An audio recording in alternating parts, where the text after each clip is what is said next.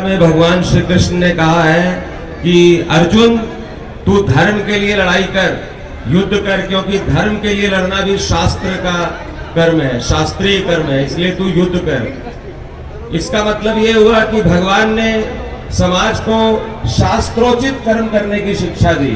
तो उसी प्रकार हमारे जो श्याम बाबा खाटू वाले हैं, इनकी जो कथा है, शास्त्र सम्मत कथा, वो श्री स्कंद महापुराण में वेद व्यास जी ने हजारों साल पहले लिखी थी। उसी वेद व्यास जी की कथा को सरल हिंदी भाषा में जैसे हम बात कर रहे हैं, वैसे श्याम बाबा की भागवत कथा भगवान की कथा बाबा ने लिखने के लिए दिया। लिखा गया उसको 1 साल से 22 मार्च 2020 से फेसबुक पर प्रतिदिन लाइव करने का बाबा ने अवसर दिया है। आज 358वां दिन है उसका, आज भी फेसबुक पर लाइव होगा उसका, और बाबा ने 365 दिन के पहले ही बुला लिया।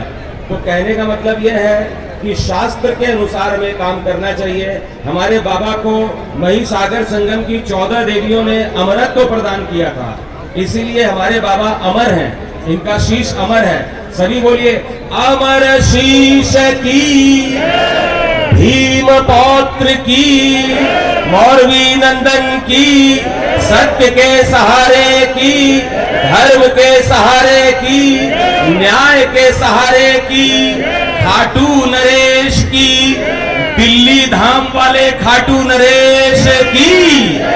और घनश्याम जी का बहुत बहुत आभार कि जिनके नेतृत्व में आज श्याम बाबा की भक्ति का प्रचार दिल्ली में बहुत ही अच्छी तरह से हो रहा है। और जो जो अभी महात्मा जी ने शुभ संकल्प यहाँ पर और आहुति दी है, मैं भी चाहूंगा कि वो सभी संकल्प सिद्ध हो जाएं, पूर्ण हो जाएं, और ये काम जल्दी से जल्दी निर्विघ्न संपन्न हो जाए। बोलो खाटू नरेश की। धन्यवाद। हमारे मध्य मास्टर जय किशन जी आए हुए हैं, उनका भी ताली बजाकर हम स्वागत करेंगे।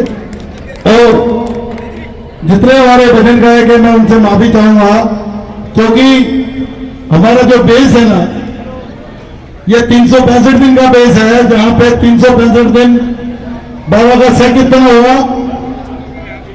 इसलिए जो भी हमारे महानुभाव जो संत आ रहे हैं, जिनका आशीर्वाद हमें मिल रहा है, उनकी पुकार बिन से बीच बीच में उसके लिए मैं क्षमा चाहूंगा। और कई भजन सिंगर हमारे आए हुए हैं, अनिल भाई उनको प्रारंभ करें आप। जय श्री श्याम।